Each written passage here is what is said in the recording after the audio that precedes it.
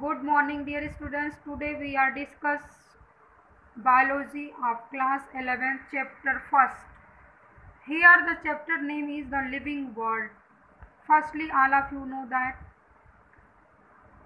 what is the difference between living and non-living things. Living means living things alive, living things reproduce, living things grow. We all of you discuss in these chapters living and non-living. We see around us, हम लोग अपने आसपास देखते हैं.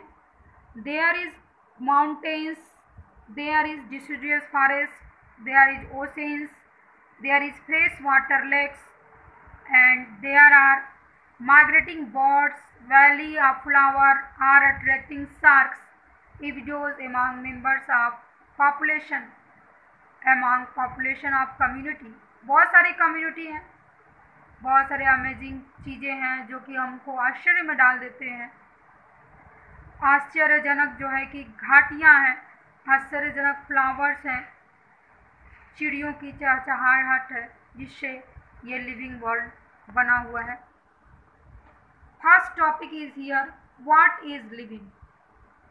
Living जो जीवित वस्तुएं हैं वो अपने आप में अलग हैं.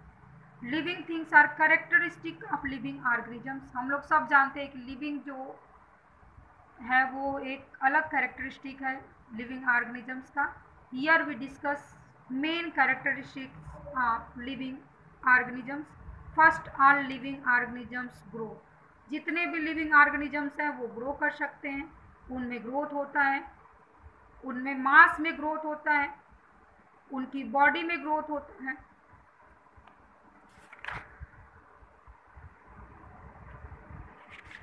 In plants, we discuss in plants how plants also grow in their lifetime.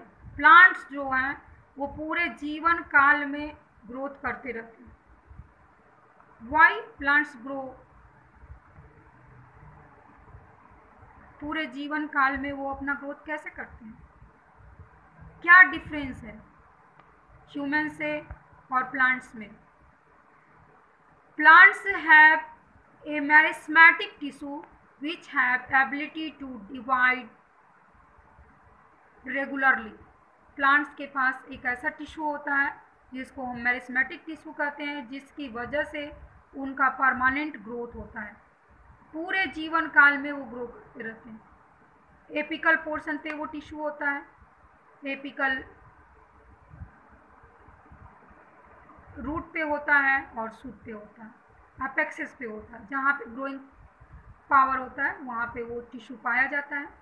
उसके बारे में हम लोग 9th में पढ़ चुके हैं, प्लस 10th में भी स्टडी मेरिस्मेटिक टिश्यू है, उसमें भी हमने पढ़ाया है.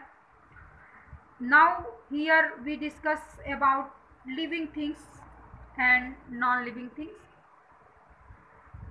मेजॉरिटी ऑफ हायर एनिमल्स, बहुत सारे एनिमल्स हैं जो कि made up of many cells, multi cellular organisms. उनको हम क्या कहेंगे? Multi cellular organisms. वो कैसे मिल के बने हुए? बहुत सारे सेल से मिल के बने हुए हैं, इसलिए जो है उनको मल्टी सेलुलर बोला जाता है. And there is a part divided, और उनके पार्ट्स डिवाइड हैं फॉर वर्क. कार्य के लिए उनके पार्ट जो हैं अलग अलग डिवाइड है. Now we discuss about reproduction. Second main, first characteristics of living organism is they grow, and second characteristic reproduce. They reproduce their young ones. वो अपनी तरह संतान को जन्म देते हैं. and this process is known as sexual characteristics. they have characters from their parents. वो अपने पेरेंट्स से भी कैरेक्टर्स को एक्वायर करते हैं, और इस तरह से उनकी जो न्यू होती है वो इस अर्थ पे कायम रहती है. Organisms reproduce by asexual means also asexually भी कुछ ऑर्गेनिजम्स रिप्रोड्यूस करते हैं. Unicellular organism mostly reproduce by asexual reproduction, but multicellular organisms are reproduce by sexual reproduction. Multicellular जो होते हैं वो सेक्सुअली रिप्रोड्यूस करते हैं. unicellular organisms, algae, amoeba, etc. And multicellular living beings are coming multicellular organisms. Last characteristic is metabolism. Another last characteristic, metabolism. Here we know what is metabolism. Firstly, the word come here. What is metabolism? All living organisms are made up of chemicals. All of you know that we also made up of chemicals. These chemicals is small and big, belonging to all classes, various classes, all classes, size and function etc. are continuously being made and changed into some other biomolecules. वो सारे जो chemicals होते हैं, smalls होते हैं या large होते हैं, वो बायोमॉलिक्यूल्स में ब्रेक डाउन हो जाते हैं, जिससे हमको एनर्जी मिलती है. तो metabolism is involvement of anabolic and catabolic. Anabolic is really energy giving process. Anabolic से हमको एनर्जी मिलती है. केटाबॉलिज्म से जो है वो फूड का ब्रेक डाउन होता है. केटाबॉलिज्म से फूड टूटता है और एनाबॉलिक हमको एनर्जी प्रोवाइड करती है, और both are known as metabolism process.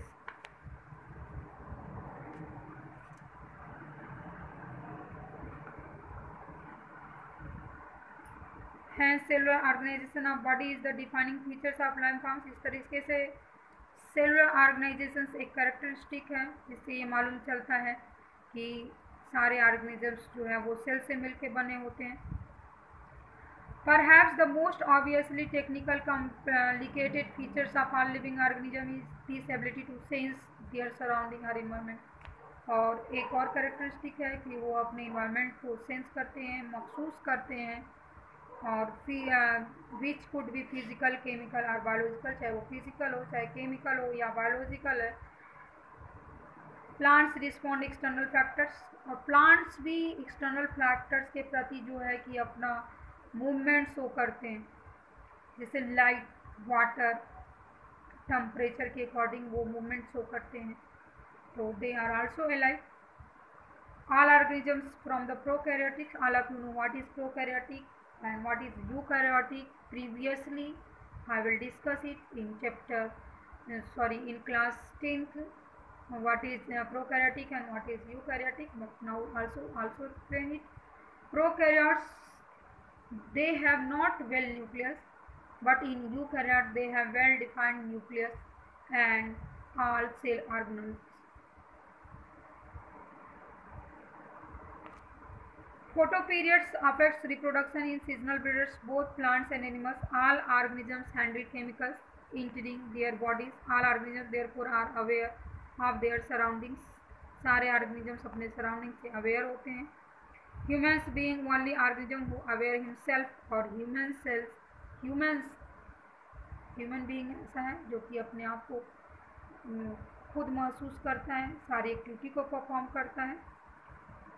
तो ये ह्यूमन का जो सेंस होता है एक डिफाइनिंग प्रॉपर्टी है ह्यूमन्स बीइंग के लिए. When it comes in humans being, it is all the more difficult to define the living state. We observe patient laying in coma in hospital. अगर हम लोग हॉस्पिटल में जाते हैं और वहाँ पे कोई पेशेंट जो है कोमा में पड़ा हुआ है, तो क्या हम उसको कह सकते हैं कि वो जीवित है, अलाइव है कि नॉट? तो ये question arises. The patient have no consciousness, वो महसूस किसी भी चीज़ को नहीं करता, but they alive. In higher classes you will come to know all living phenomena, और बड़े क्लासेस में हम लोग सारे लिविंग फिनोमिना के बारे में पढ़ेंगे. And next topic is diversity in the living world. I will discuss tomorrow this topic because some problems in my mobile. Thanks.